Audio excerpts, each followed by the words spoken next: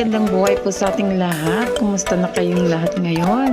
So ayan, papunta ngayon kami sa Ansar Gallery kung saan isa siya sa pinakamalaking pamilihan din dito sa Qatar. So ayan, malapit na kami, nag-travel na. Ito yung malapit na sa lugar yung Ansar Gallery. So ayan, manood na kayo. Ang ganda ng paligid, diba? Alam ba highway kasi dun sa Ansar. Malapit na siya.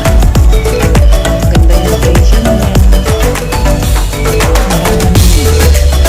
Mabibili sa Ansar Gallery na to kasi ito yung pinakamalaking Ansar dito sa Dubai. Ang ganda ng place na pinagtayuan niya. So ayan, malapit na po kami sa Ansar.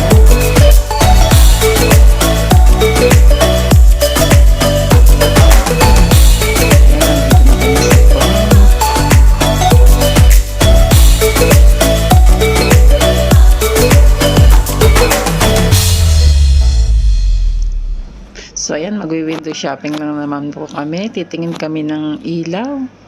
Kung meron kaya kaming magustuhan dito. Kasi magpapalit kami ng ilaw. So ayan yung mga rice cooker at mga kakaibang ilaw naman. Nakakaaliw tingnan. Sobra ang gaganda niya.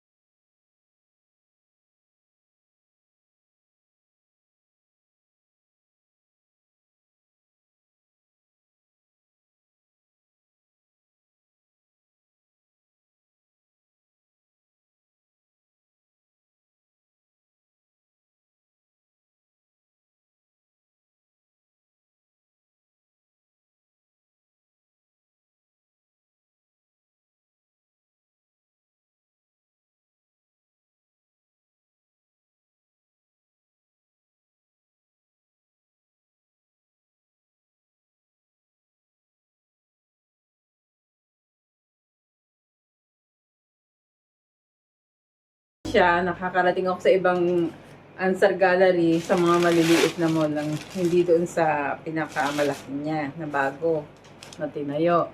Ngayon, nakabili kami ng ibang mga kailangan sa bahay, tapos nakabili rin kami ng, ang nabili kong cellphone ay 3 cellphone, 2 magkapareho ang niya, klase. 2 Redmi Note 11 para sa aking kapatid at para sa isang inaanak. Kasi yung inaanak ko na yon, since pagka-baby niya, wala akong naibigay. So, ngayon binata na siya. Regalohan ko na lang siya kasi napakasipag naman ng bata na yon at siyang nakakatulong ng nanay niya. At ito naman ay sa kapatid ko. So, ito namang isa po ay, Vivo naman siya. Ang ganda pala ng Vivo. Ngayon ko lang na, kasi teacher yung pagbibigyan ko nito. At, kailangan ng medyo malakas yung cellphone niya. Kaya ito yung nabili ko para sa kanya. Although sabi naman niya, babayaran daw niya unti-unti. Sabi ko, saka na natin pag-usapan niya. So, ayan ang aking pong maibabalita. Yung aming pinamili, ayan po. 3 cellphone. Yung pambili ko ng ticket, hindi ko na naibili. Dito ko na siya inilagay. So, ayan. Tapos may grocery rin kami para sa alaga ko na aso, kay Molly. Bumili rin kami ng chicken. Kasi niluluto ko siya para pagkain niya. Ayan po. Kailangan meron siyang manok. Hindi siya mawawala ng manok. Ito yung pagkain niya. Hindi kasi siya kumakain na ng dry food kahit meron siyang dry food. Ang gusto pa rin niya ay yung hotdog at saka yung manok o kaya chicken liver. Ayan. Kinakain niya yan.